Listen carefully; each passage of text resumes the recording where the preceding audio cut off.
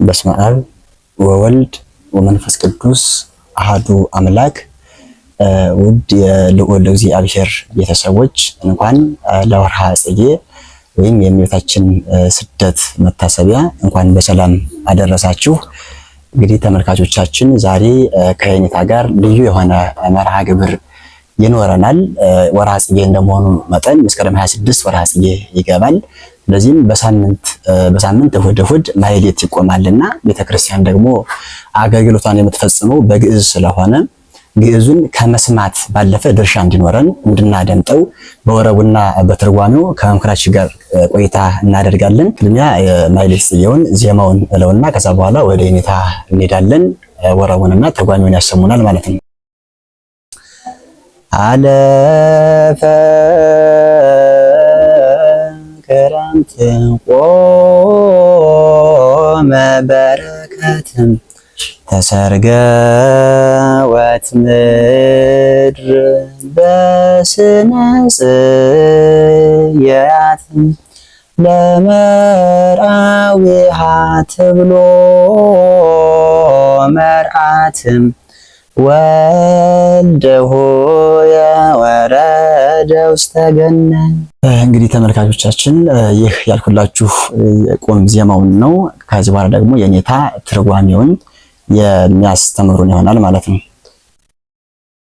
በስመ አብ ወወልድ ወመንፈስ ቅዱስ አሐዱ አምላክ። የልዑል እግዚአብሔር ቤተሰቦች እንደምን ዋላችሁ? አሜን። የአምላካችን የመድኃኒታችን ኢየሱስ ክርስቶስ ስሙ የተመሰገነ ይሁን። እንኳን ለወርሃ ጽጌ ያደረሳችሁ። እንግዲህ ከዛሬ ጀምሮ ወርሃ ጽጌን የምናስብበት ስለሆነ ነው። ቅድም ወንድማችን ያቀረበውን በትርጓሜ ነው የምናይ። ይሄ ማለት ሀለፈ ክረምት ቆመ በረከት። ሀለፈ ክረምት ማለት ከሰኔ 26 እስከ መስከረም 25 የነበረ ክረምት አለፈ፣ ቆመ በረከት፣ የልምላሜ የጽጌ የፍሬ ወቅት ደረሰ። ተሰርገወት ምድር በስነ ጽጌያት፣ ምድር በጽጌ በአበባ በልምላሜ በፍሬ ተዋበች አስጌጠች ትብሎ መራት ለመራዊሃ። ሙሽራዋ ሙሽራውን እንዲህ አለችው፣ ልጅ ወንድሜ ወደ ወይኑ ቦታ ሄደ ትላለች። ይህ ማለት መራዊት የተባለች ቤተክርስቲያን ናት። መራዊ የተባለ ክርስቶስ ነው። ወደ ተክሉ ቦታ ሊጎበኝ ሄደ ማለት ተክልኛንን ቀድሞ በረድኤት ወደኛ መምጣቱን ኋላም በአዲስ ኪዳን በኩነት ወደኛ መምጣቱን እና አሁንም በረድኤትም በልጅነት ወደኛ መምጣቱን የምንመለከት ነው።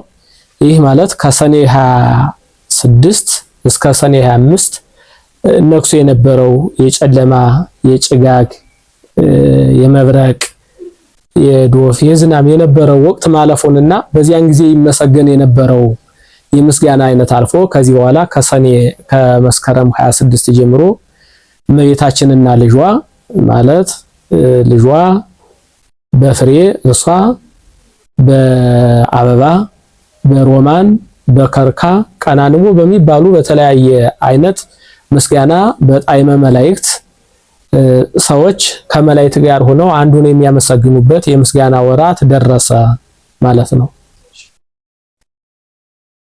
እሺ ተመልካቾቻችን እንቀጥላለን። በመቀጠል ደግሞ ሁለተኛው ዘር የሚሆን ጽየ አስተርአየ ሰሪጾ እምአጽኑም ለዘአምላክ ጽጌ ለገብርኤል ምስለ ሰላሙ ወበእንተ ዝማርያም ሶበሃወ ዘኒ መዓዛ ጣዕሙ ለተአምርኪ አሊእሙ አይዴተ ጽጌ ዘይሰመይ ስሙ የሚል ነው። እስቲ የኔታ ይህን ደግሞ ወረቡንና ተርጓሚውን አሁንም የሚያሰሙ ይሆናል ማለት ነው። መልካም። እንግዲህ የመጀመሪያ እሁድ የሚባል ቃል እግዚአብሔር ነው። እሱ በወረብም በጸናጽል ሊቃውንቱ ሲሉ ከቆዩ በኋላ ካመረገዱ በኋላ ወረብ አለው። ወረቡ የታሽ ቤትና የላይ ቤት፣ በታሽ ቤት ከሆነ ጽጌ ብሎ የሚጀምር ነው። በላይ ቤት ከሆነ መዓዛ ብሎ ይጀምራል። የታሽ ቤቱ ጽጌ ብሎ ይጀምራል። ስለዚህ አንዱን ነው እኛ የምንል መዓዛ ብለን እንላለን ማለት ነው።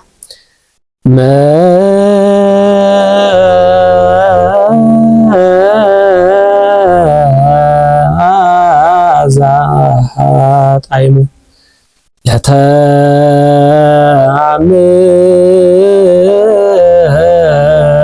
ለተአምርኪ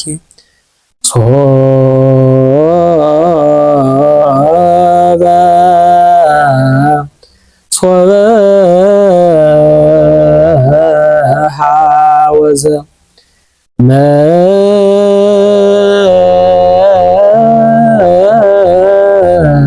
መዓዛ ጣዕሙ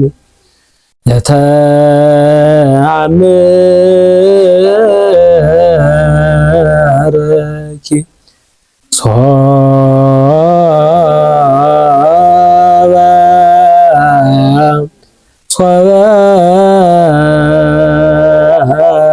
ሐወዘ ወበእንተዝ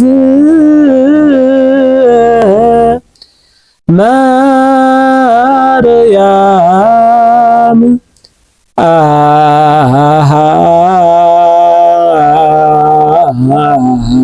አሃልየ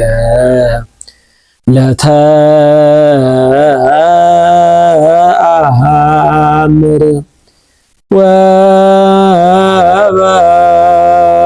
ወበእንተዝ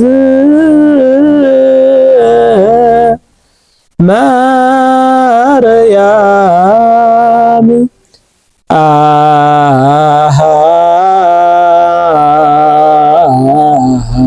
አሃልየ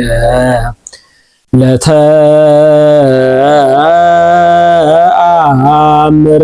እንግዲህ ወደ ትርጓሜው ነው የምንሄድ። ምዕመናንም በማሕሌት ስለምትካፈሉ እንዲህ ይሄንን ትርጓሜው የሚያውቁት ሊቃውንት ስለሆነ እናንተም አብራችሁ በዜማው ብቻ ከመመሰጥ ትርጓሜውን አውቀን የተደረገልን ነገር እያሰብን ምንም ይሁን ብለን ከማንሰላሰል ማሕሌት ላይ ትርጉሙን አውቀን በዚያው ወደ ቀራኒው መመሰጥ እንድንችል ትርጓሜውን ነው የምናይ።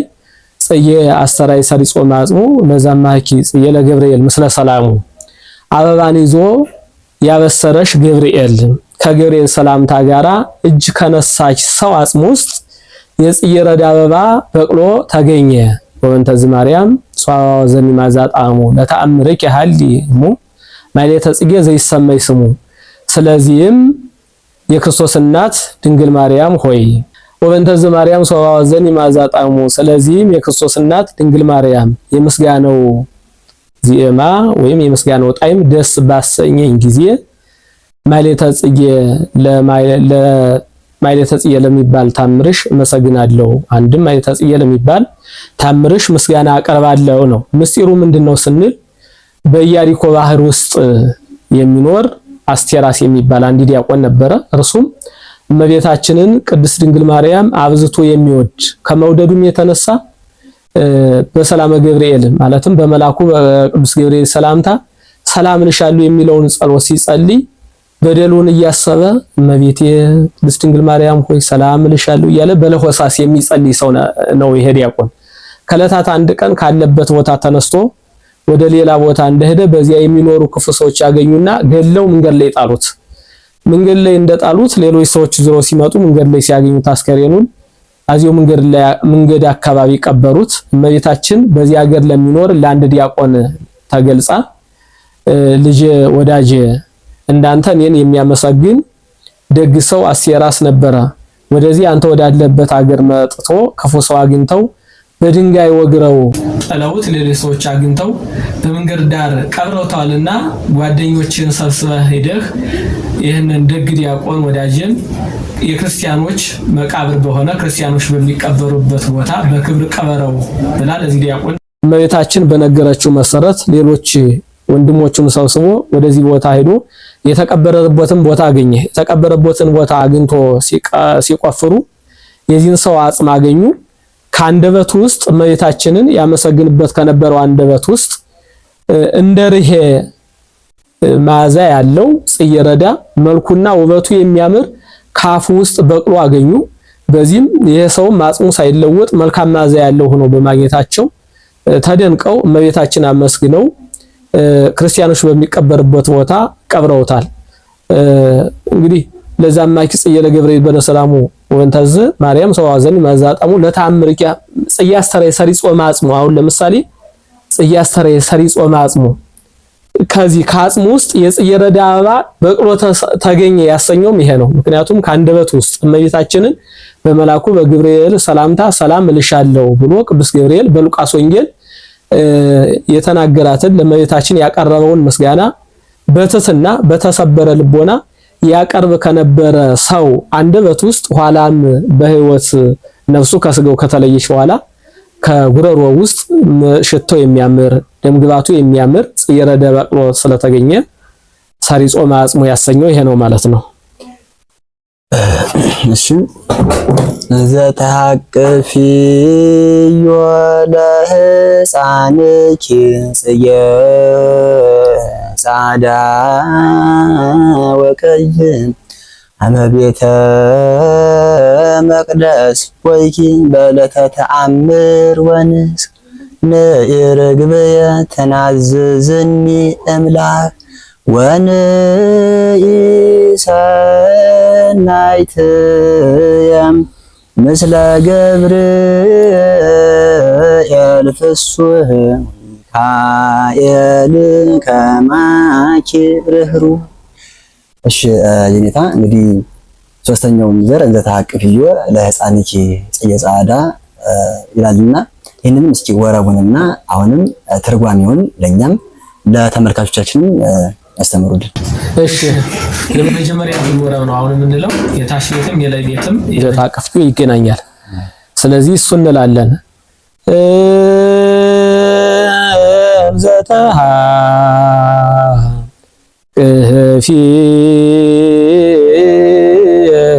ዘተሐቅፊዮ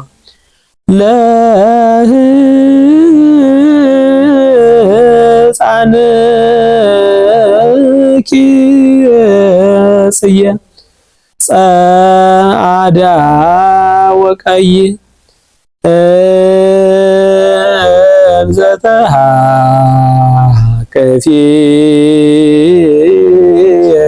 ዘተሐቅፊዮ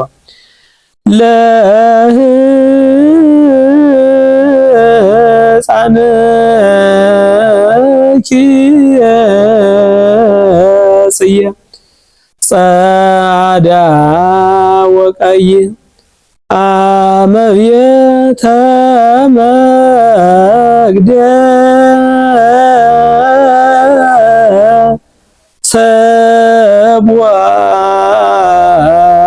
ሰብዋይኪ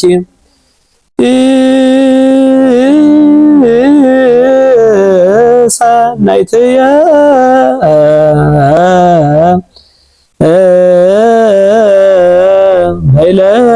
በዕለተ ተአምር ወንስ አመቤተ መቅደስ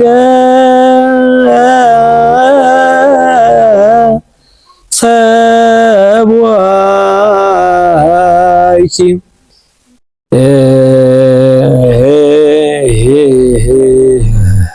ሰናይትየ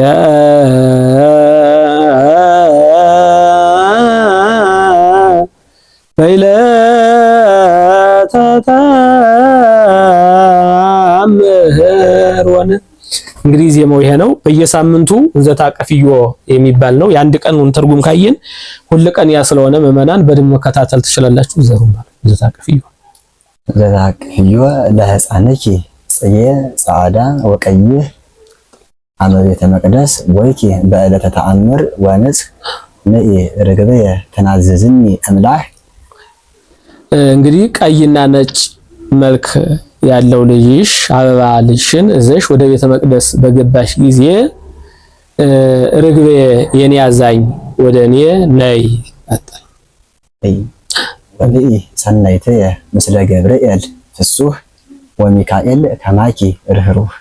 የኔ ደስታ ደስ ካለው ከገብርኤል ጋር እንዳንቺ ርህሩህ ከሆነ ከሚካኤል ጋራ የኔ አዛኝ ርግቤ ታረጋጊኝ ዘንድ ወደ እኔ ማለት ነው። ትርጉሙ ይሄ ነው። እንግዲህ ወደ ምስጢሩ ስነድ እመቤታችን ጌታችን ኢየሱስ ክርስቶስን በወለደች በ40 ቀን ወደ ቤተ መቅደስ እጉለ ርግብ ዘውገ ማይነ ቅዛ ወደ ቤተ መቅደስ ገብታለች በህፃናት ልማድ ማለት ነው። አሁንም እመቤታችን ወደ ቤተ መቅደስ መግባቷ ልማዳ አንስት ኑሮባት ሳይሆን ትንቢተ ኦሪትን አምላካችን እግዚአብሔርም ልፈጽም መጣው እንጂ ልሽር አልመጣውም ብሎ እንዳስተማረን ያንን ትንቢተ ኦሪትን ለመፈጸም እመቤታችን ዘውገ ርግብና ሐኖስ እዛ መግባቷን የሚያይ ነው። በ40 ቀን ወደ ቤተ መቅደስ ሊሽን ዘሽ እንደገባሽ ብለን በትርጓሜ እንዳየነው ማለት ነው። እዚያ የሚካኤል ደስታ የገብርኤል ደስታ ምንድነው ብለን ስናይ ደግሞ አምላካችን እግዚአብሔር በዕለተ እሑድ መላእክትን ከፈጠረ በኋላ መላእክትን ፈጥሮ ተሰውሯቸው ነበር። ምክንያቱም ማይምራን ለባውያን አድርጎ ፈጥሯቸው ነበርና ተመራምረው ይወቁኝ ሲል ፈጥሮ ተሰወራቸው። በዚህ ጊዜ መላእክት ምንተኔና ማየቴ መጻይና ማኑ ፈጠራና ወሚመበበር ሰናኑ ተፈጠርና ምንድነን ከየት መጣን ወይስ ማን ፈጠረን ወይስ እርስ በርሳችን እኛ ተፈጠርን ብለው ተገቢ የሆነ ጥያቄ ጠየቁ። በዚህ ጊዜ ሳጥናኤልን አዜ መንጦላይት ቅሩበ እግዚአብሔር አቅራቢ ስብሐት አድርጎ ፈጥሮት ነበርና ወደ ላይ ቢያይ ድምጽ አጣ። ወደ ታች ቢመለከት መላእክት እንዲህ ሲሉ ሰማና አይ አምላክነቴንማ አሳልፌ ያልሰጥም ሲል እኔ ፈጠርኳቸው ብሎ ተናገረ። በዚህም ጊዜ በመላእክት ዓለም ሽብር ተፈጠረ።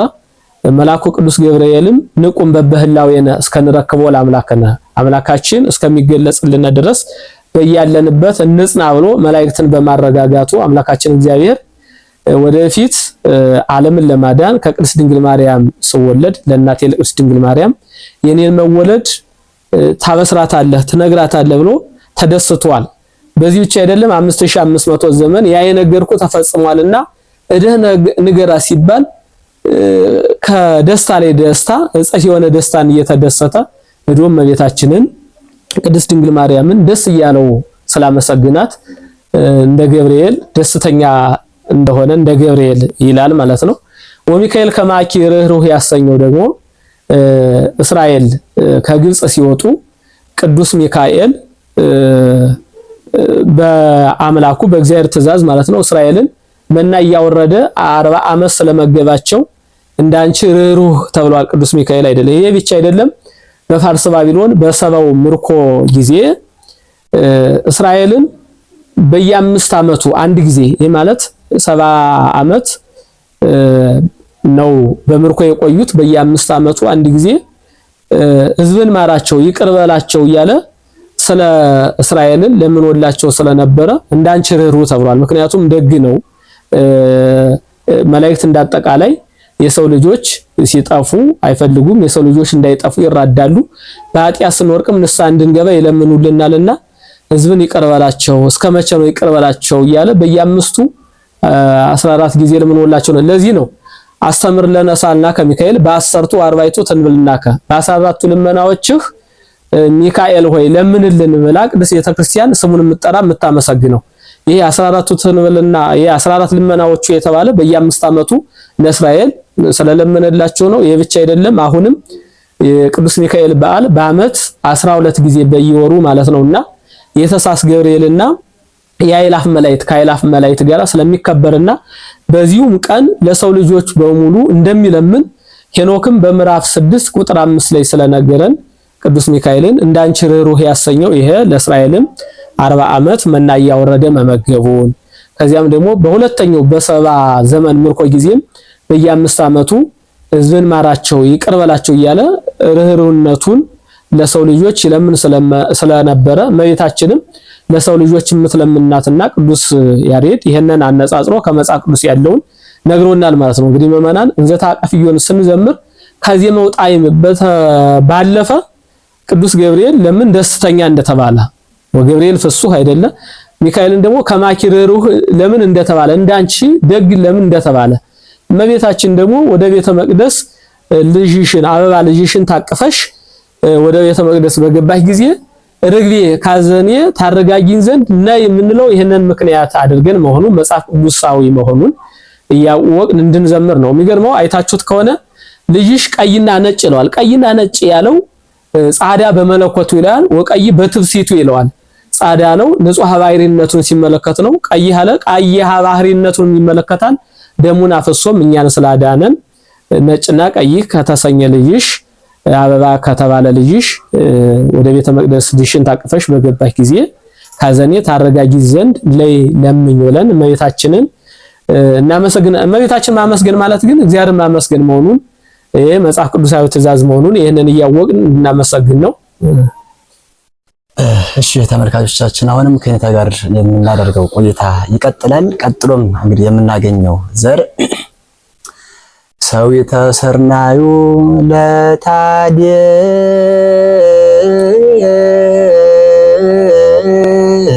ለታዲዮስ ወለበርተ ሎሜዎስ እንተ ጸጋይኪ አስካለ በዕለተ ተከለኪ እደ የማኑ ማርያም ለጴጥሮስ ጽላሎቱ ወለጳውሎስ ሰበኑ ብኪ ምውታን ሕያዋነ ኮኑ ወሐዋርያት መላእክተ በሰማይ ፈነኑ። አሁንም እስኪ ኔታ እንግዲህ ወረቡንና ተርጓሚውን አሁን ለምእመናን ያደርሱልን። እሺ ማርያም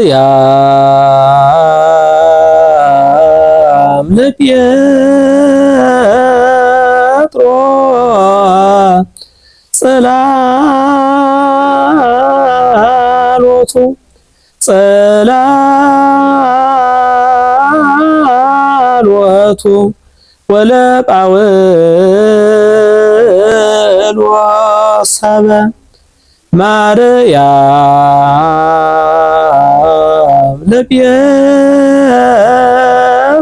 ለጴጥሮስ ጽላሎቱ ጽላሎቱ ወለጳውሎስ ሰበ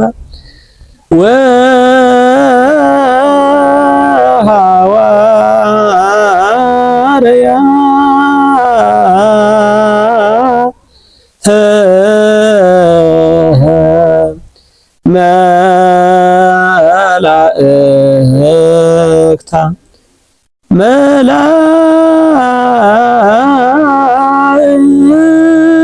መላእክታ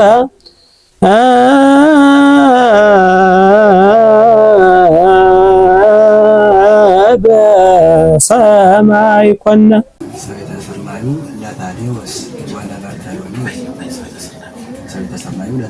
እንግዲህ ይሄ ደግሞ ሁላችሁም መና እንደምታውቁት ሁለት ቀን ቅዱስ ታዲዮስ ይታሰባል። ስለዚህ የመጀመሪያው እሑድ ጥቅምት 2 ቀን ስለሆነ የቅዱስ ታዲዮስ ወራዊ በዓሉ ነው። ይሄ ቀለም በየ7 ዓመቱ አንድ ጊዜ የሚመጣ ነው። ስለዚህ የቅዱስ ታዲዮስ እና የሌሎቹም አሁን የምናያቸው የነ ቅዱስ ጴጥሮስ የነ ቅዱስ ጳውሎስን መሰረት ያደረገ ቀለም ነው።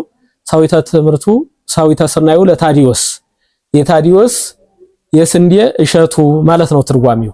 የታዲዮስ የስንዴ እሸቱ ይህስ እንደምን ነው ቢሉ ቅዱስ ታዲዮስ አገረ ስብከቱ ሶሪያ ነው። ወደ አገረ ስብከቱ ወደ ሶሪያ ሲሄድ ቅዱስ ጴጥሮስ በየሁሉም በእያንዳንዳቸው ዕፃ እየገባ አስተምሮ ሐዋርያትንም አላምዶ ይመለስ ነበርና ቅዱስ ታዲዮስን ወደ ሶሪያ ይዞ ሲሄድ ወደ አገሩ የሚገቡበት ምክንያት አጥተው፣ ምክንያቱም በዚያን ጊዜ ሁሉም አይዛብ ስለነበሩ ገና ወደ አይዛብ ሀገር ስለሆነ ለማያምኑት ሁሉ ሄዳችሁ የእግዚአብሔር መንግስት አስተምሩ ተብለው ተነግሯቸው ስለነበረ የነን መሰረት አድርገው የሄዱበት የሶሪያ ገና ያላመነ ስለነበረ ወደ ከተማዋ ለመግባት ተቸግረው እያለ ከከተማው ዳር ሲደርሱ አንድ ገበሬ እያረሰ አገኙ። ያንን ገበሬም ቀረብ ብለው የምንበለው ሰጠን አሉት። ያ ገበሬም አይ ምሴን በልቼ ጨርሻለሁ፣ ቀደም ብላችሁ ትመጡ መልካም ነበር አለ። ደግ ነበርና የቅዱሱ ገበሬ ቀደም ብላችሁ ትመጡ መልካም ነበር፣ አሁን ግን በልቼ ከጨረስኩ ደረሳችሁ። ቢሆንም ግን ችግር የለም በሮችን ጠብቁልኝ እጄ ይዤላችሁ ልንጣ አለ። የሚገርም ነው እንግዲህ አስቡ። የሐምሌ የዘር ወቅት ነው። በሬዎችን ለማያውቃቸው ሰው በእምነት ትቶ እርሻውን ትቶ ወደ ሰፈሩ ለነሱ የሚበሉት ሊያመጣ የሄደ ደግ ገበሬ ነው። ይሄው ሰው ምንም አዚያ በፊት ስለ ክርስቶስ ወንጌል ያልተሰበከው ያልተነገረው ቢሆንም ነገር ግን ገና እነርሱን ሲያይ የእግዚአብሔር መንግስት በልቦናው ውስጥ ደውሏልና እሺ ብሎ እነሱን በሮችን እያስጠበቀ ወደ ቤቱ ሄደ። ወደ ቤቱ ሂዶ የሚበሉትን ቤት ያፈራውን እዞ ሲመጣ እስከሚመጣ ድረስ ቅዱስ ጴጥሮስና ቅዱስ ታዲዮስ አይ ይሄ ደግ ገበሬ እኛን ብሎ ስራውን ትቶ ነው ሄደና ቁጭ ብለን አንጠብቀውም፣ ስራ ክቡር ነው። አዳምም እኮ ጥረህ ግረህ ብላ ተብሏል። ስለዚህ ሊሰራ የማይወድ አይብላ ተብሎ ተጽፏል። እየሰራን መቆየት አለብን ብለው ቅዱስ ታዲዮስ እያረሰ ቅዱስ ጴጥሮስ እየዘራ ቆዩት። አዲያ ይሄ ገበሬ ብቅ ሲል ወደ እርሻው ያልጠበቀው ነገር ሆኖ ነው ያገኘው። ምክንያቱም የዘሩት በቅሎ መብቀል ብቻ አይደለም አፍርቶ እሸቱን አገኛቸው። በዚህን ጊዜ አማልክት ተመሰሉ ሰባ ወረዱ ሀቤ አማልክት ሰው መስለው ወደኔ መጡ ብሎ ሰገደላቸው። እነሱ ምን አሉት? አይ እኛስ አምላክ አይደለንም የአምላክ አገልጋዮች ነን ብለው አምላክነቱን ኢየሱስ ክርስቶስ ከሰማየ ሰማያት ተወልዶ ከድንግል ማርያም ተወልዶ ዓለምን እንዳዳነ ሰው ነግረውታል ማለት ነው። ይሄ የሆነው ደግሞ ከመቤታችን ከቅድስት ድንግል ማርያም ሰው ከሆነ በኋላ ከስጋዋ ስጋ ከነፍሷ ነፍስ ነስቶ በነሰው ስጋ ስለሆነ ይሄ የሆነ ሰው ተስርናዩ የታዲዮስ የስንዴው እሸት ያሰኘው ይሄ ነው ማለት ነው። ይሄ ደግሞ መጽሐፍ ቅዱስ ቃል ነው። ስናመሰግን አሁን ይቺ አጭር ቃል ናት፣ ነገር ግን ይሄንን የመሰለ ምስጢር የያዘ ነው ማለት ነው። ይቺ ወደ በርተሎሜዎስ ወይኑ እንተጸገይኪ አስካለ በዕለተ ተከለኪ እደ የማኑ ቀኝ እጁ በተከለች ጊዜ ወይንን ያፈራሽለት የበርተሎሜዎስ ወይኑ አንቺ ነሽ። ይህም በርተሎሜዎስ አገረ ስብከቱ አልዋህ ይለዋል፣ ልዋህም ይለዋል። ወደ አገረ ስብከቱ ሲሄዱ ቅዱስ ጴጥሮስ ጋር ነው ሄዱ። ቅድም እንዳነሳ ነው ቅዱስ ጴጥሮስ እያንዳንዱ ሐዋርያት በሚሄዱበት እነርሱን ተከትሎ ሄዶ አስተምሮ እነሱን አላምዶ ነበርና የሚመጣ አብረው ሲሄዱ ወደዚህ ከተማ የሚገቡበት ምክንያት አጡ። ታዲያ ቅዱስ ጴጥሮስ ወደ ከተማዋ ሲቃረቡ አንድ ነጋዴ ያገኙ። ለዚያ ነጋዴ ይሄንን አገልጋይ ልሸጥ ነበር የመጣው አለው። ይሄ ነጋዴ በዚህ ጊዜ የዚህ አገልጋይ ስራው ምንድነው ብሎ ጠየቀው። አይ አትክልተኛ ነው ወይን ጠባቂ ነው አለው። ይህ ነጋዴም ከቅዱስ ጴጥሮስ በ30 ብር ገዛው። ቅዱስ ጴጥሮስም ዘወር ብሎ ይሄንን ብሩን ለቅዱስ ታዲዮስ ከሰጠው በኋላ ቅዱስ ጴጥሮስ ወደ አገረ ስብከቱ ተመለሰ። ይሄ ቅዱስ በርተሎሜዎስ ወደዚህ ሰው ቤት ገብቶ በወይን ቦታ ማለት ነው ይሄ ሰውም የወይን ጠባቂዎች አለቃ አድርጎ ሾመው። እንዲሁ ነው ለ40 ቀን ከቆዩ በኋላ በ40ኛ ቀኑ ይሄንን ሰው ተናዳፊ መርዝ ያለው ተናዳፊ እባብ ነደፈውና የሰው ሞተ። የሰው በሞተበት ጊዜ ዘመዶቹ ባገሩ ያሉ ሰዎች በሙሉ መጥተው ስለዚህ ሰው ሲያለቅሱ ቅዱስ ታዲዮስ ደግሞ ከመቤታችን ከቅድስት ድንግል ማርያም ሰው የሆነውን አምላካችን እግዚአብሔርን ጠርቶ ይሄንን ሰው አስነሳው። እዚያ ያሉትም ሰዎች እንደዚሁ እንደቀደሙ ማለት ነው አርነቀው የክርስትና ጥምቀትን ተጠምቀዋል። ስለዚህ ቀኝ እጁ የተከለሽ የበርተሎሜዎስ ወይኑ ያሰኘው ይሄ ነው ማለት ነው። ይሄንን ሰው የእግዚአብሔር ማደሪያ የእግዚአብሔር ወይን ማድረግ የቻለ ደግሞ ከመቤታችን በነሳው ስጋ ከመቤታችን በነሳው ስጋና ነፍስ ነውና ይሄንን መሰረት አድርጎ የበርተሎሜዎስ ወይኑ ያሰኘው ይሄ ነው ማለት ነው። ማርያም ለጴጥሮስ ጽላሎቱ የጴጥሮስ ጥላው ማርያም ሆይ የጴጥሮስ ጥላው አንቺ ነሽ አለ። እመቤታችንን አሁን ይቀጥላል። እመቤታችን የቅዱስ ጴጥሮስ ጥላው ይላታል። ይሄስ እንዴት ነው ይሉ አምላካችን እግዚአብሔር ወጸውኦሙ ለአስርቱ ወክሌቱ አርዳይሁ ወአቦሙ ስልጣነ ዲበ መናፍስት ረኮሳን ከመያውጽእዎሙ ወይፈውሱ ኩሎ ዱያነ የቅዱስ ማቴዎስ ወንጌል ምዕራፍ 14 ምዕራፍ 10 ቁጥር 2 ላይ ጌታችን ኢየሱስ ክርስቶስ 12ቱን ሐዋርያት ጠርቶ ስልጣን ሰጥቷቸዋል። አጋንንትን ያወጡ ዘንድ ህሙማንን ይፈውሱ ዘንድ ማለት ነው ይፈውሱ ዘንድ። በዚህ ቃል መሰረት አዲያ ቅዱስ ጴጥሮስ የሐዋርያት ሥራ ምዕራፍ 5 ቁጥር 15 ላይ እንደምናገኘው ቅዱስ ጴጥሮስ ሊያስተምር በሚሄድበት መንገድ ዳር ማለት ነው በሚያስተምርበት መንገድ ዳር ወያመጽኡ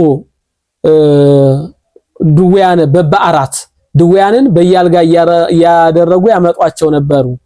ወያነብርዎሙ ሀባውድ በአደባባዩ ያስቀምጧቸው ነበረ። ምንድነው የጴጥሮስ ጥለው አልፎ ሲሄድ ማለት ነው ጥለው ያረፈባቸው ሁሉ እንዲፈውሳቸው ማለት ነው። አሁን እንዲህ ሲባል አንዳንድ ሰዎች ግራ ይገባቸዋል። ግን የሐዋርያት ሥራ ምዕራፍ 5 ቁጥር 15 ላይ የተቀመጠ ቃል ነው።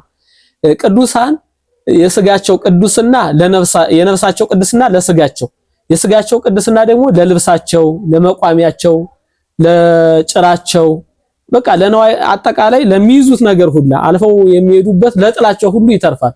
በዚህ መሰረት ቅዱስ ጴጥሮስ አልፎ ሲሄድ ጥላው ያረፈባቸው ሁሉ ይፈወሱ ነበርና ማርያም የጴጥሮስ ጥላው አላት እመቤታችን። ምክንያቱም ይሄ የሆነ ደግሞ ከእመቤታችን ከቅድስት ድንግል ማርያም ከስጋዋ ስጋ ከነፍሷ ነፍስ ነስቶ ሰው በሆነው በክርስቶስ ነው የነን ስልጣን ያገኙ። በዚህ መሰረት የጴጥሮስ ጥላ ያላት ለዚህ ነው ማለት ነው።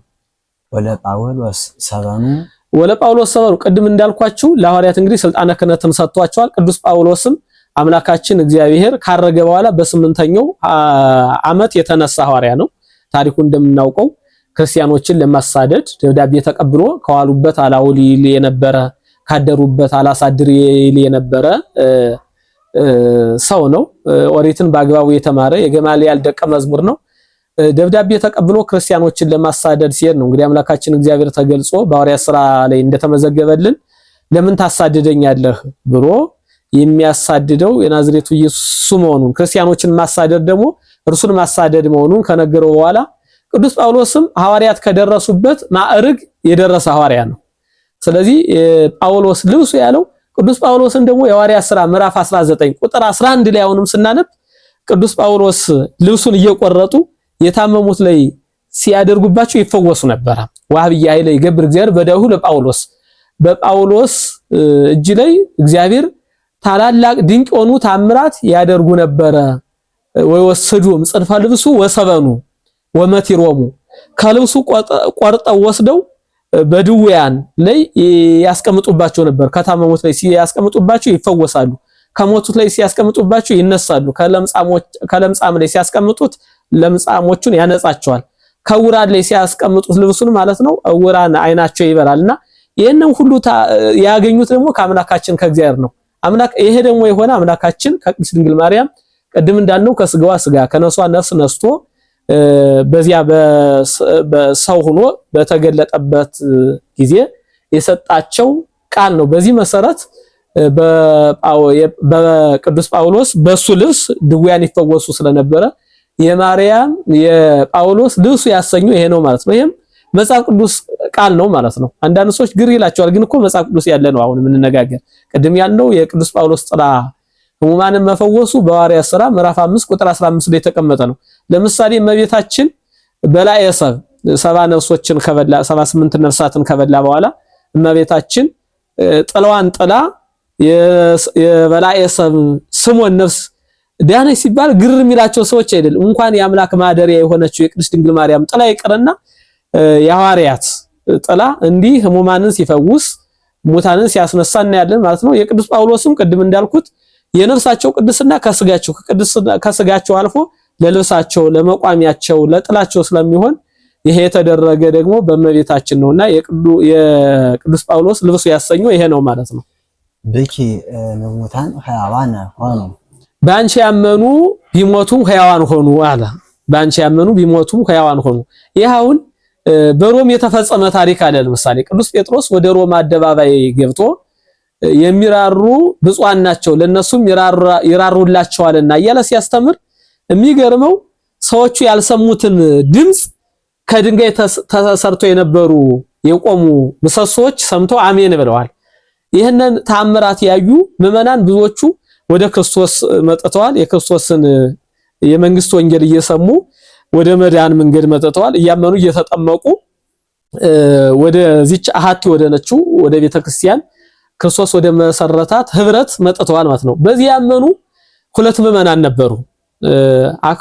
ሴቷ አክሮስያ ትባላለች፣ ባለቤቷ ደግሞ ቀውስጦስ ይባላል። ታዲያ እነዚህ ሰዎች በቅዱስ ጴጥሮስ ያመኑ ሰዎች ናቸው። ከዕለታት አንድ ቀን ሁለት ልጆች ነበሩ ወንድማማቾች፣ መርዝ ጠጡና ሞቱባቸው። በልጆቹ በሚሞቱበት ሰዓት አጋጣሚ ቀውስጦስ አልነበረምና እሷ ብቻዋን የቀበረች ሁለት ልጆቿን። ነገር ግን ወደፊት በቅዱስ ጴጥሮስ አምላክ እንደሚነሱላት ታምን ነበር።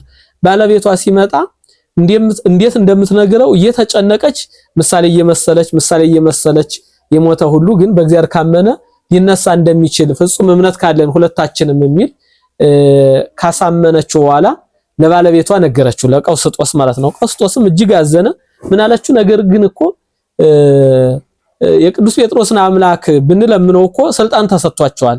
ሕሙማንን እንዲፈውሱ፣ ሙታንን እንዲያነሱ፣ ለምጻም እንዲያነጹ፣ ጎባጣዎች እንዲያቀኑ፣ ዕውራንን እንዲያበሩ፣ የተለያየ ታምራት እንዲያደርጉ ቃል ኪዳን ገብቶላቸዋልና በእኔ ያመነ ሁሉ ይህች ምልክት ትከተላቸዋለች ብሎ ቃል ኪዳን ገብቶላቸዋል። ስለዚህ አምላከ ቅዱስ ጴጥሮስን ብንለምነው እኮ ልጆቻችን ያስነሳልን ነበር አሉት።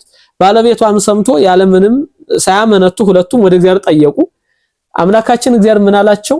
በደቀ መዝሙሬ በቅዱስ ጴጥሮስ ስላመናችሁ ልጆቻችን አስነስቼላችኋለሁ አለና ልጆቻቸውን መለሰላቸው። ስለዚህ በአንቺ ያመኑ ቢሞቱ ሕያዋን ይሆናሉ ያሰኘው ይሄ ነው ማለት። ይሄ የሆነ ደግሞ አሁንም ቅድም እንዳልነው በጌታችን በኢየሱስ ክርስቶስ ነው የሆነ።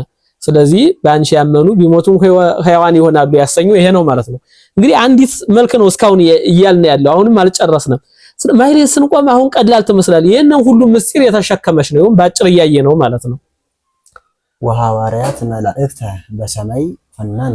አሁንም ከዚሁ አልወጣንም። እንግዲህ አምስተኛው ቤት ላይ ነው እንግዲህ ማይሌተ ጽጌ 5 እና 6 ስንኝ እየገጠመ የሚሄድ ነው። በሌላ ላይ እንግዲህ ስለ ማይሌተ ጽጌ ደራሲና መቼ እንደተደረሰ ለምን እንደተደረሰ አባ ጽጌ ድንግል ወይም አባ ጽጌ ብርሃን የደረሱት ድርሰት 5 ስንኝ ያለው አለ፣ 6 ስንኝ ያለው። አሁን 6 ስንኝ ያለው አሁን የምናየው አምስተኛው ስንኝ ነው። የአምስቱ አዕማደ ምስጢር፣ የአምስቱ ቅንዋተ መስቀል የዚህ ሁሉ ይሄንን ምሳሌ የተሸከመ የዚህ ሁሉ ምስጢር ምሳሌ ነው ማለት ነውና ሐዋርያት መላእክት በሰማይ ኮነኑ፣ መላእክት በሰማይ መላእክትን ገዙ ይላል። ይሄ ማለት አሁን ይሄ መላእክት ሐዋርያት መላእክትን ገዙ ሲባል ዳኙ ፈረዱ ሲባል ድንግር የሚለው ሰው አለ። ይሄ ግን በቅዱስ ጳውሎስ መልእክት በአንደኛ ቆሮንቶስ ምዕራፍ 6 ቁጥር 3 ላይ እናገኘዋለን። ቅዱስ ጳውሎስ አይደለም በዚህ ዓለም ነገስታት መሳፍንት ይቅርና መላእክትን እንደምንገዛ አታውቁምን ብሎ ቅዱስ ጳውሎስ ነግሮናል። በአንደኛ ቆሮንቶስ ምዕራፍ 6 ከቁጥር 2 ጀምረን ስናነብ ማለት ነው። እና ይሄ ታሪኩ እንደምን ነው ቢሉ አርቃዲዮስና ሚስቱ ታውዶክሲያ የሚባሉ ሁለቱ ባልና ሚስት ነበሩ። ታውዶክሲያ እና አርቃዲዮስ ማለት ነው። ሁለቱ ንጉሱና ንግስቷ ልጅ ይወልዳሉ፣ ይሞትባቸዋል። ታዲያ ልጅ እየወለድን የሚሞትብን ደግ ነው። እስቲ ለደግ ካህን አስጠምቁ ብለው ደጋግ ሰዎች መከሯቸው። አይ ደግማ ከሆነ ከቅዱስ ዮሐንስ አፈወርቅ የበለጠ ደግ አለን ብለው ለቅዱስ ዮሐንስ አፈወርቅ ልጅ ወልደናልና መታጥምቅልን ብለው ወደ ቅዱስ ዮሐንስ አፈወርቅ ላኩ። ቅዱስ ዮሐንስ አፈወርቅም ደግ ነበረና ሊያጠምቅላቸው ሲሄድ የእግዚአብሔር መልአከ ሞት ማለት ነው መንገድ ላይ ተገለጸለት። ምንድነህ አለው? አይ አንተ ልታጠምቃት የምትሄደው አዲሽ ልቀስፈዳለሁ አለው። ምክንያቱም እኒህ ሰዎች መጨረሻቸው የተበላሸ ሰዎች ናቸው። እሱን የሚያሳደዱ ያልተጠቀሙ ቅዱስ ዮሐንስን አግዘው የገደለች ንግስት ናት፣ አሟሟቷ የከፋች ንግስት ናትና ወደፊቱን የሚያውቅ እግዚአብሔር እንግዲህ ዘራቸው ሁሉ ምክንያቱም በስራቸው እየተባረኩላቸው አልነበረምና ልጆቻቸው ይቀሰፉ ዘንድ እንግዲህ እንዲቀሰፉ ነው ስለተገኙ እግዚአብሔር የሰዎቹ ክፋት ስለሆነ እንደሚያደርጋቸው ይህንን በዚህ መሰረት የእግዚአብሔር መልአክ ሲሄድ ያገኘውና እንዲህ ከተነጋገሩ በኋላ አይ የሥላሴ ልጅነት ካገኘች በኋላ ነፍሷን ከስጋዋ ትለያለህ፣ የሥላሴ ልጅነት እስከምታገኝ ድረስ ጠብቀኝ አለው።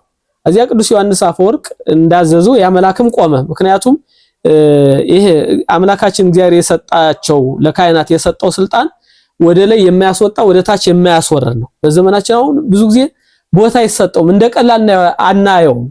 ግን እኮ እንዲሁም አውግዣለሁ አላለም። ውግዘት ዝም ብሎ አውግዣለሁ አይልም። ካህን ይሄንን አታድርጉ ካለ በቃ ራሱ ውግዘት ነው ማለት ነው። ይሄንን አድርጉ ማለት ማድረግ ነው። ከዚህ ላይም እንደምንማረው ማለት ነው። በዚህ መሰረት ያ መልአክ ቆመ። ቅዱስ ዮሐንስም ያቺ ልጅ ካጠመቀ በኋላ ቆሞ የሚቀር አልመሰለውም እንደ ሰውኛው። ቅዱስ ዮሐንስ በሌላ መንገድ ተመለሰ። የሚገርመው ይሄ መልአክ ቅዱስ ዮሐንስ ዳግመኛ በዚህ መንገድ እስከሚመጣ ድረስ ለ10 ዓመት ነው የቆመ። መልአከ ሰማይ ቆመ 10 ዓመተ እንዘ ያርግ ላይለው እንዘ ይወር ታይተ ይላል። የሰማይ መልአክ ወደ ላይ ሳይወጣ ወደ ታችም ሳይወርድ 10 ዓመት ቆመ ብሎ ሊቁ ይነግረናል። 10 ዓመት ከሞላ በኋላ በ10ኛው ዓመት ይች ልጅ አድጋ ለወግ ለማይረግ ደርሳ ባልታገባ ነውና መተመርቅልን ብለው መጀመሪያ ያጠመቃት ካህንን ምክንያቱም ያጠመቀ ካህን አሁንም በጋብቻዋ ተገኝቶ በሥርዓተ ቤተክርስቲያን ማጋባት አለበት አይደለም እንዳሁኑ ሳይሆን ትናንትና እንዲህ ስለነበረ አግራኛ አህመድ በፊት የነበረ በቤተክርስቲያን እንዲህ በ40 በ80 ቀን የሥላሴ ልጅነት እንዳገኘን በቤተክርስቲያን እናርጋለን ከዚህ በኋላ ጋብቻ የሚፈጸም በቤተክርስቲያን ነው የሚመነኮስም ይመነኮሳ እንዲያለ እስከ ለተሞቱ ድረስ በቤተክርስቲያን ይኖራል ኋላም ማጽማችን የሚያርፍ በቤተክርስቲያን ነው ኋላም በቤተክርስቲያን ንብረትነት ነው መንግስተ ሰማያትን የምንወርስ እንጂ ከቤተክርስቲያን ርቆ የሚኖር ህይወት ስላልነበረ ይሄንን ጋብቻ ለመፈጸም ቅዱስ ዮሐንስ ተጠርቶ ሲሄድ ያ መልአክ ከዚያ ላይ ተገኘ ምንድነው አለው የዛሬ 10 ዓመት ቁም እንዳልከኝ አለውኝ ስልጣናችሁ እንዲመስላል ወደ ላይ የማያስወጣ ወደ ታችም አያስወርድ ምክንያቱም አምላካችን እግዚአብሔር በቅዱስ ማቴዎስ ምዕራፍ 18 ላይ ዛሰርክሙ በምድር ይኩን እሱረ በሰማያት ወዘፈታይክሙ በምድር ይኩን ፍትዋ በሰማያት በምድር ያሰራችሁት በሰማይ የተፈታ ይሆናል በምድር የፈታችሁ ደግሞ በሰማይ ያሰራችሁት በሰማይ የታሰረ ይሆናል ብሎ አምላካችን እግዚአብሔር ለካህነ ስልጣነ ክህነትን ሰጥቷልና በዚህ መሰረት እንደቆምኩ ነኝ አለው በዚህ ጊዜ ቅዱስ ዮሐንስ አላበጀውም በልድና የታዘዝከውን ፈጽም አለው ቅዱስ ዮሐንስ ሲሄድ ይሄ መልአክ ሄዶ ይችን ሕፃን ማለት ነው የ10 ዓመት ሕፃን እንግዲህ ቤተሰብ ተሰብስቧል ልታገባ ሰርጉ ተዘጋጅቷል ነፍሷ ከስጋዋ ተለይቶ እየተላቀሱ አገኛቸው ቅዱስ ዮሐንስ አፈወርቅም አይ ነገሩ ከእግዚአብሔር ነው እኔ እንደውም በሌላ መንገድ እንጂ 10 ዓመት ሲጠብቅ የቆየ ነው ብሎ አታልቀሱ ብሎ አጽናንቶ አስተምሮ ከዚያ በኋላ ተመልሷል ማለት ነው ስለዚህ ሐዋርያት መላእክት በሰማይ ኮነኑ አሁን ይሄንን ቅዱስ ዮሐንስ አፈወርቅ ይሄንን እንዳደረግነ ስንናገር የማይመስላቸው አሉ ግን እኮ መጽሐፍ ቅዱሳዊ ነው በቅድም እንዳልኩት በአንደኛ ቆሮንቶስ ምዕራፍ 6 ቁጥር 2 ጀምረን የምናገኘው ቃል ነው ማለት ነው ይሄ ሆነ ደግሞ በማን ነው ካልና አሁንም ከመቤታችን በነሳው ስጋና ከመቤታችን በነሳው ነፍስ ከሁለት አካል አንድ አካል ከሁለት ባህሪ አንድ ባህሪ በሆነው ፍጹም የባህሪ አምላክ በሆነው በእግዚአብሔር ወልድ ስለሆነ ባንቺ ያመኑ ሐዋርያት መላእክትን በመላእክት ላይ ይፈርዳሉ በነገራችን ላይ በዳግም ምጽአት በሚመጣበት ጊዜም እኮ በቅዱስ ማቴዎስ ወንጌል ምዕራፍ 19 ላይ እንደምናገኘው በ12ቱ ወንበር ላይ ተቀምጣችሁ በ12ቱ ነገደ እስራኤል ላይ ማለት ነው ይሄ ማለት እነሱን የተቀበለ መንግስተ ሰማያት ይገባል ማለት ነው እሱን ያልተቀበለ ደግሞ ወደ ገሃነም የሚወርድ መሆኑን ለማጠየቅ ይሄንን ምስጢር የተሸከመ ነው ማለት ነው እንግዲህ እስካሁን ያየናት አንዲት መልክናት ምእመናን ይሄንን የመሰለና እዚህ በላይ ምስጢር ያለው ስለሆነ ይሄንን እያሰብን ስንዘምር ማይሌት ስንቆም አገልግሎታችን ግብ ይመታል ምክንያቱም ይሄንን እያሰብን ከሆነ አገልግሎታችን ማህሌታችን ቀራንዮ እንሆናለን ማለት ነው ይሄ ሁሉ የተከናወነ ደግሞ በቀራንዮ ነው ክርስቶስ ስጋውን ቆርሶ ደሙን አፍስሶ ነው ይሆንና ማህሌታችን ራሱ በተመስጦ ይሆናል አሁን ማህሌታችን ከመንፈሳዊ ይዘቱን ለቆ ሌላ የሆነ ያየነው ነው ስለዚህ በዚህመው ብቻ ሳንመሰጥ ይሄን ሁሉ ምስጢር የተሸከመ ይሄንን ሁሉ ታሪክ የተሸከመ መሆኑን እያሰብን እንግዲህ እመቤታችን የተራበችበት የተጠማችበት እንቅፋት የተመታችበት ብዙ መከራ የተቀበለችበት በሄሮድስ አማካይነት የተቀበለችው ያን ሁሉ በእኛ እንደበት ተገልጾ የማያልቅ ሰቆቃወ ድንግል የእመቤታችን ልቅሶ ተብሎ ራሱን የቻለ መጽሐፍ የተዘጋጀለት የእመቤታችን መከራ ነውና ያንን እያሰብን ዜማውንም ስንጮህ ይሄንን ታሪኩንም ምስጢሩን አውቀን ስናመሰግን ዋጋ እናገኛለንና ይሄንን አውቀን ያመሰግን ዋጋ እንድናገኝ አምላካችን ይርዳን ይሄንን ይመስላል እሺ አሁንም እንቀጥላለን ለመቀጠል ደግሞ የምናየው ከበየራ ወርቅ የሚለውን ይሆናል ከበየራ ወርቅ ጽሩይ እምንቋ ባህር ይዘያሃቱ ዘተጽፈ ብኪ ትእምርተ ስሙ ወተስካረ ሞቱ አክሊለ ጽየ ማርያም ለጊዮርጊስ ቀጸላ መንግስቱ አንቲ ኩሎ ታሰግዲ ሎቱ ወለኪሰ ይሰግድ ውእቱ ከበየራ ወርቅ ጽሩይ እንቋ ባህሪ ዘያሃቱ ዘተጽፈ ብኪ ትእምርተ ስሙ ወተስካረ ሞቱ ቅድሚያ ወረቡን ይበሉልና ወደ ትርጓሜ እንገባለን ከበየራ ወርቅ ጽሩይ ከበየራ ወርቅ ጽሩይ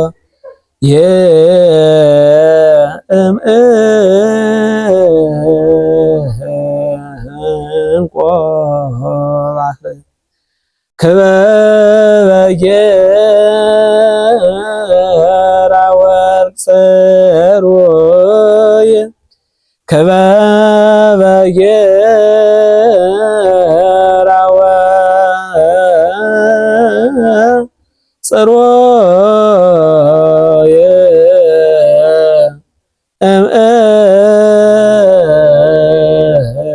እምእንቆ ባህር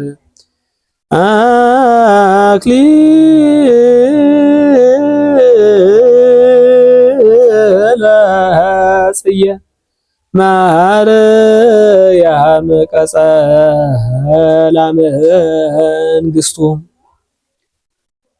እሺ ከበጌራ ወርቅ ጽሩይ እምንቆላህሪ ለሐቱ ተጸፈ ብኪ ትእምርተ ስሙ ወተዝካረ ሞቱ አክሊለ ጽየ ማርያም ለጊዮርጊስ ቀጸላ መንግስቱ። እንግዲህ ትርጉሙ ደግሞ የሰማዕትነቱ ወይም የስሙ መታሰቢያ የሞቱ መታሰቢያ የተጻፈብሽ ከሚያበራ ዕንቁ ይልቅ የከበረ የብር ጌጥ ጊዮርጊስ በክብር የነገሰብሽ የአበባ አክሊል ማርያም አንቲ ኩሎ ታሰግድ ይሎቱ አንቺ ሁሉን ታሰግጂለታለሽ። ወለኪሰ ይሰግድ ውእቱ እሱ ደግሞ ለአንቺ ይሰግዳል። ይህ ማለት እንግዲህ ትርጉሙ ይሄ ነው። ወደ ምስጢሩና ወደ ታሪኩ ስነድ በሮም ዕፃ ቀጰዶቅያ በሚባል በጽር ቋንቋ ዞሮንቶስ በቅብጥ ቋንቋ ማለት ነው አንስጣሴዎስ የሚባል ሰውና በጽር ቋንቋ አሁንም አቅሌስያ በቅብጥ ቋንቋ ቴዎብስቲያ በግዕዝ ቋንቋ ቤተክርስቲያን ከሚባሉ ከሁለት ደጋግ ሰዎች የተወለደ ጊዮርጊስ ስለሱ ታሪክ የሚያነሳ ነው። እንግዲህ ቅዱስ ጊዮርጊስ በተወለደ በ10 ዓመቱ አባቱ ከዚህ ዓለም ይነግሳል። አባቱ አገረ ገዥ ነበርና አባቱ ሲሞት የአባቱን ስልጣን ለቅዱስ ጊዮርጊስ ሰጡታል። ቅዱስ ጊዮርጊስም ስልጣኑን እንዳደረበው ይዞ እስከ 20 ዓመት ድረስ ማለት ነው ለ10 ዓመት በዘመኑ ይሰጥ የነበረውን ትምህርት ፈረስ መጋለብ፣ ቀስት መወርወር፣ መጻፍ፣ መደጎስ፣ ማረስ፣ መቆፈር ይሄን ሁሉ እየሰራ የአባቱን ግዛት ደግሞ ይዞ እያስተዳደረ ለ10 ዓመት ከቆየ በኋላ በ20 ዓመቱ ማለት ነው ሚስት አጮለት። ዘመኑ ደግሞ ክርስቲያኖች ሰማዕትነት የሚቀበሉበት ዱዲያኖስ ሌሎችን ድል አድርጎ የነገሰበት ወቅት ስለነበረ ቅዱስ ጊዮርጊስ ይህንን አስቦ ክርስቲያኖቹ መከራ የሚቀበሉበት ሰዓት ነው። ስለዚህ በዚህ ዘመን እንዴት ትዳረዛለሁ እኔ ምድራዊ ሙሽራ ሳይሆን መሆን ያለብኝ የክርስቶስ ሙሽራ ነኝ አለና ተጋድሎውን ጀመረ። ሳይፈራ ማለት ነው ያለውን ሀብቱን ለነዳያን ከመጸወተ በኋላ ዱዲያኖስ ጣዖት አቁሞ 70 ነገስት ማለት ነው 70 ነገስት ጋራ የተለያየ የአገር ገዢዎችን ዞ ነው ጣዖት አቁሞ ያሰግድ የነበረና ከዚያ ሄዶ ሳይፈራ እኔ ክርስቲያን ነኝ እኔ ክርስቶስን ነው ማመን እናንተ ባቆማችሁት ጣዖት አላምንም ብሎ ሃይማኖቱን መሰከረ። በዚህ ጊዜ ነው እንግዲህ ተጋድሎ የጀመረ በአመቱ ማለት ነው። በዚህ ጊዜ ቅዱስ ጊዮርጊስ አምላካችን ክርስቶስም ተገልጾ ጊዮርጊስ ወይ በርታ 4 ጊዜ ትሞታለህ ከዚህ በኋላ የክብር አክሊል ተቀዳጅተህ መንግስተ ሰማያትን ትወርሳለህ ብሎ አምላካችን እግዚአብሔር ባለቤቱ ራሱ አናገረው። ከዚህ በኋላ ተጋድሎውን ጀመረ። ተጋድሎውንም ለ7 ዓመት ነው እንግዲህ የተጋደለ ዘተጽፈ ብኪ ትምህርተ ስሙ የስሙ ምልክት አሁን ይሄ ማለት ወደ ምስጢሩ ስነድ የስሙ ምልክት የተጻፈብሽ ነው ያልን። እንግዲህ ይሄ ማለት ማር ይስሐቅ ማር ኤፍሬም የሚል አለ። ከመቤታችን ሁለቱን ማር የሚለውን ስም ወስዶ ቅዱስ ጊዮርጊስም ማር ይስሐቅ ይባላል፣ ማር ጊዮርጊስ ይባላል። ማር ይስሐቅ ማር ኤፍሬም እንደሚባል ማር የሚለውን ቅዱስ ጊዮርጊስ ወስዶ ማር ጊዮርጊስ ይባላል። ስለዚህ የስሙ ምልክት የተጻፈብሽ ያሰኘው ይሄ ነው ማለት ነው። የሞቱ መታሰቢያ የተጻፈብሽ ያሰኘው ደግሞ ቅድም እንዳልነው ቅዱስ ጊዮርጊስ ለ4 ጊዜ ነው የሞተ። 3 ጊዜ ሞቶ ተነስቷል። በአራተኛው እንግዲህ ሚያዝያ 23 ቀን አንገቱን ሲቆርጡት ካንገቱ ደም ውሃ ወተት ነው የወጣ። ከዚህ በኋላ የክብር አክሊል ተቀዳጅቷል ማለት ነው። ይሄ ማርያም የሚለው 4 ቀለም ነው። ቅዱስ ጊዮርጊስ 4 ጊዜ መሞቱን ነው እንግዲህ የሚመለከት። የሞቱ መታሰቢያ የተጻፈብሽ ማርያም የሚል የአበባ አክሊል ማርያም የሞቱ መታሰቢያ የተጻፈብሽ የመጀመሪያው ማርያም ነው ከስሙ ጋራ ማር ጊዮርጊስ የሚል ነው የስሙ መታሰቢያ። የሞቱ መታሰቢያ የሚለው ደግሞ ማርያም የሚለው 4 ቀለም እንደሆነ ሁሉ 4 ጊዜ ሞቶ ከስጋዋ ስጋ ከነፍሷ ነፍስ የሆነው ክርስቶስ ደግሞ የክብር አክሊል ያቀዳጀው መሆኑን ይሄ የሞቱ መታሰቢያ የተጻፈብሽ ያሰኘው ይሄ ነው። አንቺ ሁሉን ታሰግጂለታለሽ ያሰኘው ደግሞ ሰማዕትነት በሚቀበልበት ሰዓት በሚያስተምርበት ሰዓት የንጉስ ዱዲያኖስ ሚስቱ እለእስክንድርያ ትባላለች። የቅዱስ ጊዮርጊስን ተጋድሎውንና ትምህርቱን ሰማችና በቅዱስ ጊዮርጊስ አመነች፣ ተጠመቀች። ኋላ በሱ በማመኗ ሰማዕትነትን ተቀብላለች። ለሱ የጸጋ ስግደት ለአምላካችን ለኢየሱስ ክርስቶስ ደግሞ የባሕርይ ስግደት ሰግዳለች። እንግዲህ አንቺ ሁሉን ታሰግጂለታለሽ ያሰኘው ማለት ነው። ይሄ ሁሉ ያገኘ በእመቤታችን ነው። እንግዲህ የስሙ የከበረ ስሙ ራሱ በሱ አማካይነት ነው ይሄንን ክብር ያገኘና አንቺ ሁሉን ታሰግጂለታለሽ፣ እሱ ደግሞ ለአንቺ ይሰግዳል። እሱ እንግዲህ የነን ክብር ሲያገኝ ደግሞ ለእመቤታችን ይሰግዳል ማለት ነው። የብቻ አይደለም፣ በገድሉ ተጽፎ እንደምናገኘው በዚያች ቅጽበት ሲያስተምር እለእስክንድርያም ሰማዕትነት ስትቀበል የተለያዩ ገቢረ ተአምራት ሲደረጉ፣ ምክንያቱም ጣዖታቱን ራሱ በእነሱ ያደረውን አጋንንት ውጡ ሲላቸው ጣዖታቱ ራሱ እየተሰበሩ ነበረ። ቅዱስ ጊዮርጊስን በመንኮራኩር ፈጅተው ደብረ ድራስ የሚባል ተራራ ሲዘሩት አሁን ስም ይዛ ምንላት እጽዋት አለች። ስም ይዛ ማለት ነው። እሱ አሁን ቅዱስ ጊዮርጊስ ሰማዕቱ ለክርስቶስ የሚል እየተጻፈበት ተገኝቷል። በነገራችን ላይ በእመቤታችን ያመነ በቃል ኪዳኑ ያመነ ሰው ይህንን ክብር ያገኛል። እስከዚህ ድረስ ነው እንግዲህ ቅጠሏ ሳይቀር የቅዱስ ጊዮርጊስን ክብር ተናግራለች፣ ገልጻለች። የሆነ ደግሞ በእመቤታችን ነው ማለት ነው። ስለዚህ እኒያ ሁሉ 30,000 በአንድ ቀን ለቅዱስ ጊዮርጊስ ሰግደዋል። እሱ ደግሞ ይሄ የተደረገለት አምላካችን እግዚአብሔር ከሷ ሰው ሆኖ ይሄንን እንዲበረታ እንዲጸና ያደረገው ክርስቶስን ደግሞ እያሰበ ለእመቤታችን ሰግዷልና ይሄ ትርጉሙ ምስጢሩ ይሄንን ይመስላል ማለት ነው። ይሄንን እያሰብን በየሳምንቱ ዘታቀፍዮና ከበየር ወርቅ ደግሞ በየሳምንቱ የሚባሉ የማይቀየሩ ስለሆነ ወረባቸው ብቻ እንጂ የሚቀየር ይሄ ትርጉሙ ይሄንን እያሰብን ማመስገን አለብን ማለት ነው። እሺ አሁንም የ2018 የመጀመሪያው እንግዲህ ማሕሌተ ጽጌ ከማሕሌተ ጽጌ የመጨረሻ የሆነውን ዘር ነው አሁን የምናነሳ። ቅዳሴኪ ማርያም ጸገየ መለኮተ ወፈረየ ብኪ ለቅዱሳን ቅድሳትም ለላእካኒሁ እምግዘት ከመያሃቡ ፍትሐተም አርአዮሙ ለመምህራን አበይተ ኃይላተም እንዘ ይገብር ተአምረም ወመንከረ ባበታፍተም ወለማየኒ ረሰዮ ህብስተ። በመቀጠል የኔታ እንግዲህ ወረቡን ያንስልና ወደ ትርጓሜ እንሄዳለን።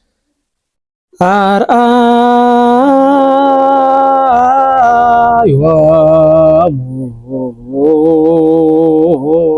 ለመምህራን አበይተ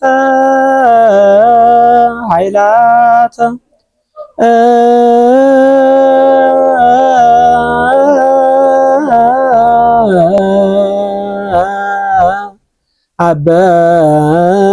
አበይተ ኃይላ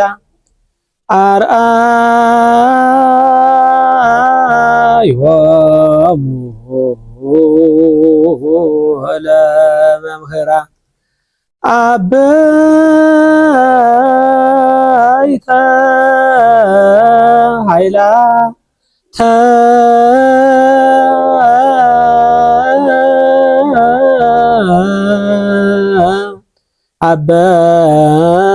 አበይተ ኃይላ እንዘ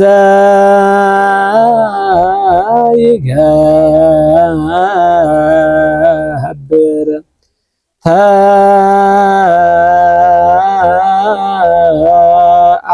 ተአምራ ወመንክራ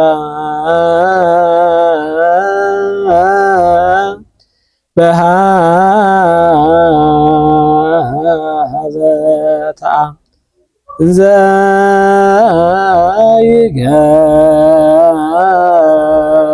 ይገብር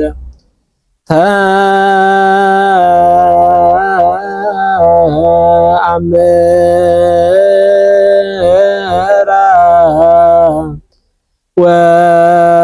ወመንክራ በሃዘታ እሺ ቅዳሴኪ ማርያም ጸጋየ መለኮተ እመቤታችን ምስጋናሽ፣ ቅድስናሽ፣ ክብርሽ፣ ንጽህናሽ ክብርን አስገኘ። ወፈረየ ብኪ ለቅዱሳን ቅድሳተ በአንቺ ላመኑ ለቅዱሳንም ቅድስናን አፈራ።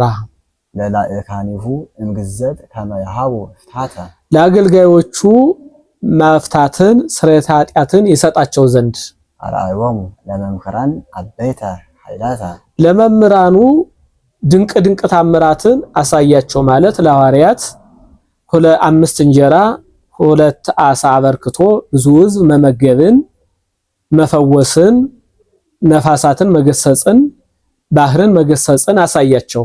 ዘይገብር ተአምረ ወመንከረ በኀበ ተአኩተ ይህንን ድንቅ ስራ እየሰራ በሁሉ ዘንድ ተመሰገነ። ወለማይኒ ረሰዮ ህብስተ ውሃውንም እንጀራ አደረገ። ይሃውን አንደኛ የምናየው መምህራን የተባሉ ሐዋርያት ናቸው። አሁንም እርግጥ የነሱን አስራ ክህነት ዘው የሚከተሉ መምህራኑ ካህናቱ ሐዋርያት ይባላሉ። ሐዋርያት ደግሞ መምህራን ካህናት ይባላሉ ማለት ነው። ስለዚህ ለነሱ 5 እንጀራ 2 ዓሣ አበርክቶ ብዙ ሲመግብ ባህር እየገሰጸ ነፋሳትን እየገሰጸ ድውያንን እየፈወሰ የተለያየ ድንቅ ታምራትን እንዳሳያቸው የምናይበትና ይሄኛው ደግሞ ወለማይን ረሰዮ ህብስተ ውሃውን እንጀራ አደረገውን የተፈጸመ ታሪክ ነው። አባ ሳሙኤል ኢትዮጵያዊ ናቸው። አባታቸው እስጢፋኖስ ከእናታቸው አማተ ማርያም የተወለዱ ኢትዮጵያዊ ጻድቅ ናቸው። አባ ሳሙኤል ዘዋልድባ ማለት ነው። ከሰማይ ህብስትና ጽዋ እየወረደላቸው የቀድሰው ደቀ መዛሙርቶቻቸው ምዕመናንን ሲያቆርቡ የነበሩ ጻድቅ ናቸው። ውዳሴዋንና ቅዳሴዋን ሲደግሙ ከምድር ከፍ ብለው ይጓዙ የነበሩ ታላቅ ጻድቅ ናቸው። ከዕለታት አንድ ቀን እመቤታችን ተገልጻ የሚያበራ ዕንቁና ዕጣን የሰጣቻቸው ጻድቅ በዚሁ ይሄ ብቻ አይደለም፣ ደቀ መዛሙርቶቻቸው በተራቡ ጊዜ ውሃውን ባርከው እንጀራ ያደረጉ ጻድቅ ስለሆነ ይሄንን ታሪክ የተሸከመ መልክ ነው ማለት ነው። ስለዚህ ይሄንን ስንጸነጽል ይሄ የተፈጸመ ታሪክ እንዳለ እያሰብን ማመስገን ይኖርብናል ማለት ነው። እሺ ተመልካቾቻችን የማኅሌተ ጽጌን በዚህ መልክ አየን። አሁን ደግሞ አንድ ከሰቆቃወ ድንግል የመጀመሪያውን እናያለን ማለት ነው። በስመ እግዚአብሔር ስሉስ ሕጸተ ግጻዌ ዘአብ ሰቆቃወ ድንግል እጽሕፍ በቀለመ አንብ ወአንጠብጠቦም ወይሌ ወላህ ለይበል ዘአንበቦም ከመሐዘን ወተሰዶም ሶበ በክፍል ለሄረከቦም ርእዮ ለይብኪ አይነ ልብ ዘቦ። እሺ ጌታ እንግዲህ ወረቡን ያንሱልንና ወደ ትርጓሜ እንጠር ነው።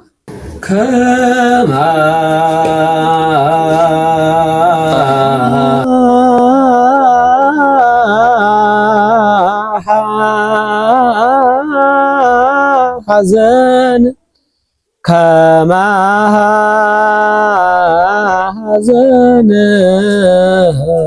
ወተሰዶ ሐዘን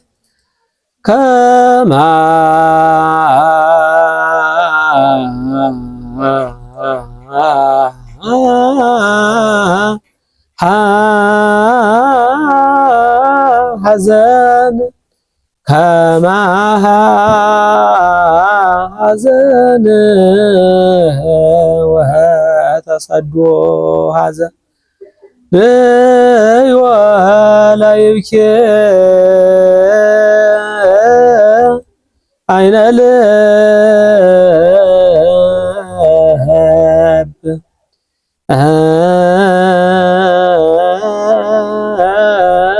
ዘቦ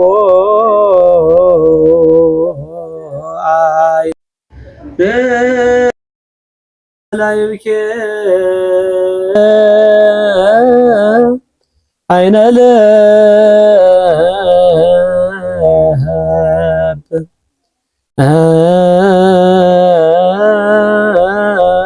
ዘቦ አይነ ልብ። በስመ እግዚአብሔር ስሉስ ሕጸተ ግጻዌ ዘአልቦ በአንድነቱ ምንታዌ የሌለበት በህልውና በአገዛዝ አንድ የሚሆን በስም በግብር በአካል በኩነታት የሚሆን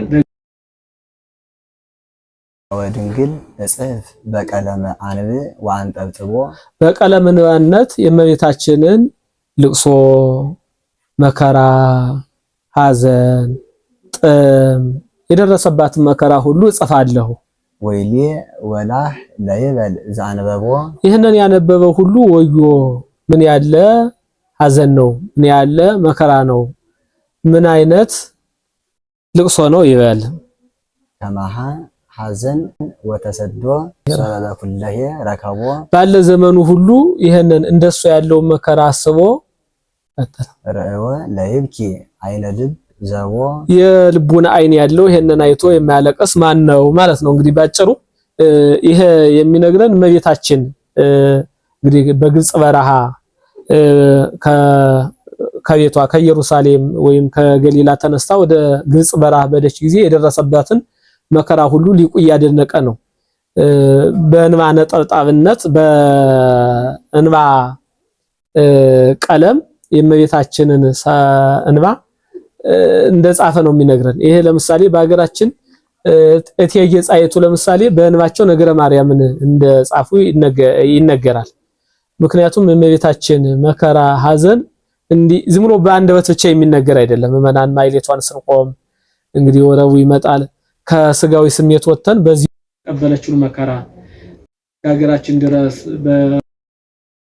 በሀገራችን ኢትዮጵያ የተቀደሰች ናት። እንግዲህ አስቀድሞ ታቦተ ጽዮን መታ ያረፈችባት ኋላ እመቤታችን ገና በግብጽ እያለች 6 አናብስት ሲመጡ ዮሴፍ ትቷት ሲሮጥ እመቤታችንም ወደ ኢዮሳፍጥ በረሃ ስትሄድ አምላካችን እግዚአብሔር እነዚያን አናብስት ለእናቱ ለማርያም እንዲሰግዱና ዮሴፍንም አንዱን አንበሳ ሄዶ ዮሴፍን በቃል ሰባዊ ተናግሮ እንዲያመጣው ካዘዘ በኋላ ከመቤታችን ጀርባ ላይ ሆኖ አምላካችን እግዚአብሔር ወደ ምዕራብ ያማትብ ነበር፣ ይባርክ ነበር።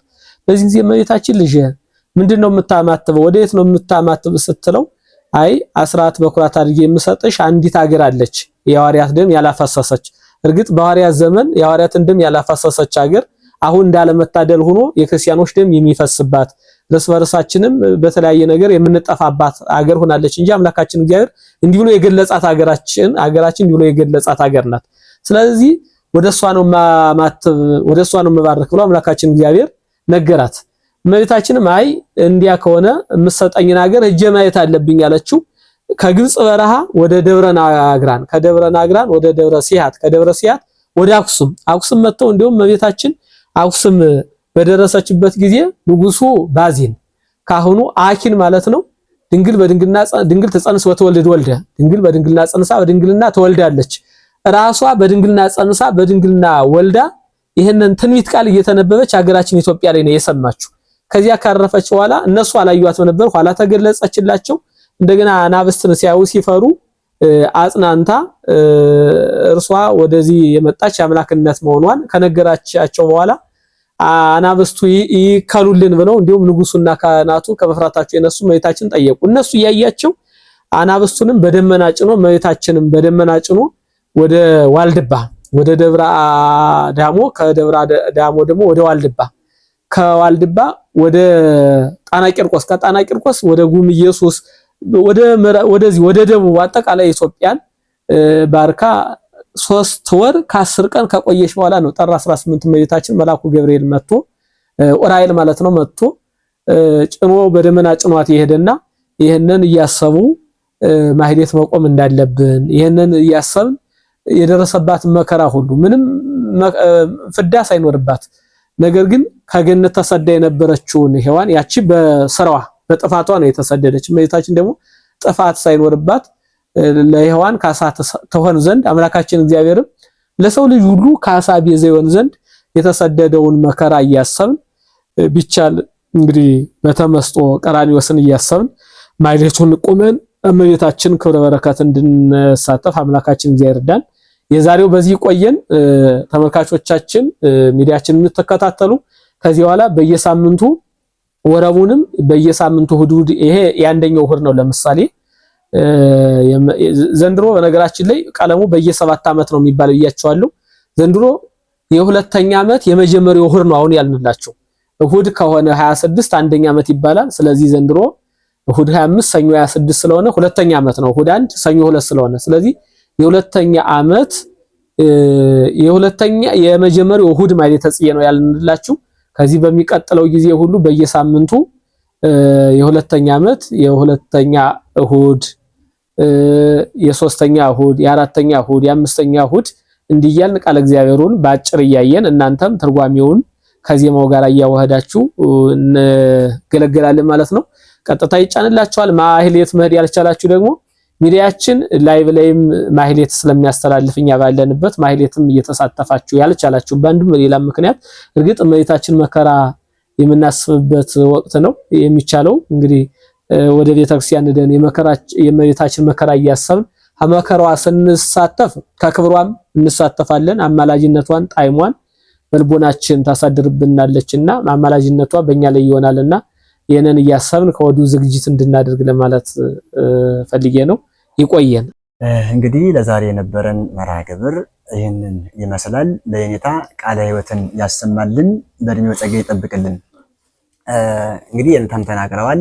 በሳምንት እንዲህ አይነት መርሃ ግብር ይቀጥላል። ስለዚህ ይህ መርሃ ግብርና እንዲሁም በየኔታ ደቀ መዛሙርት የሚቀርቡ ታሪኮች እንዲደርሷችሁ መድኃኒት ሚዲያን ሰብስክራይብ በማድረግ ቤተሰብ እንድትሆኑ ግብዣችን ነው። ይቆየን።